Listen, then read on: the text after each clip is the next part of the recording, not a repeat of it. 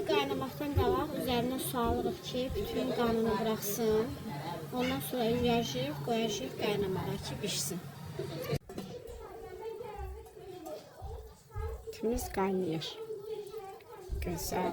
Sülümüzün ətini hazırlamaq üçün əvvəlcə soğanı azca qızardırıq. Sonra pişirdiyimiz əti çıxardıb tökürük soğanın üzərinə.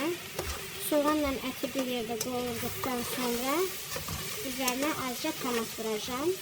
Tomat da vurandan sonra bu ucu hazırdır. Ondan sonra suda sürfülümüzü süzəcəyik. Allah qoysa bunu tökəcəyik üstünə və nuş eləyəcəyik. Hamısını sizə göstərəcəyim. Bugün bibimin əl işini sizə təqdim edirəm. Tomatını əlavə edirik üzərinə. Ondan sonra azca pişirib götürürük. Ətimiz ucu hazırdır.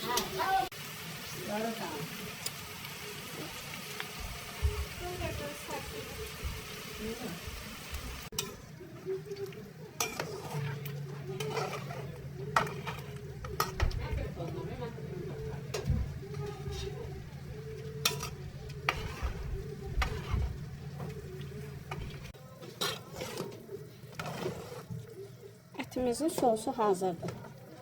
Tuzunun üstü örtünə baxıb, indi ətimizin altını keçirdik.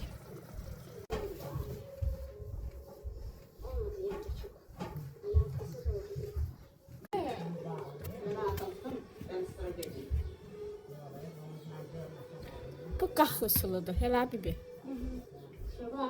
Sırf qax. Qulaq mənəsi olmalıdır. Yəni çox bərk xəmir olmalı deyil. Sırf qax üsulündə. Mən keçən dəfə çolpalı eləmişdim. İndi bunun da dadına baxarıq. Əla.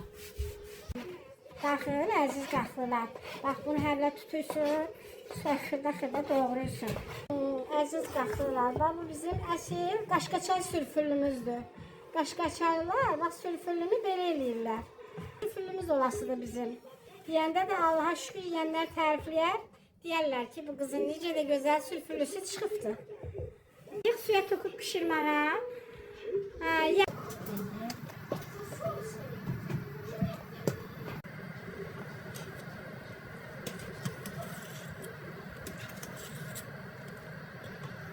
Dik dövrələrimizə indi üstünü bəzləyirik ətimizlə.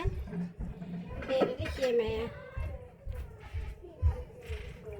Göz haqqınızı hala verin, nuş olsun.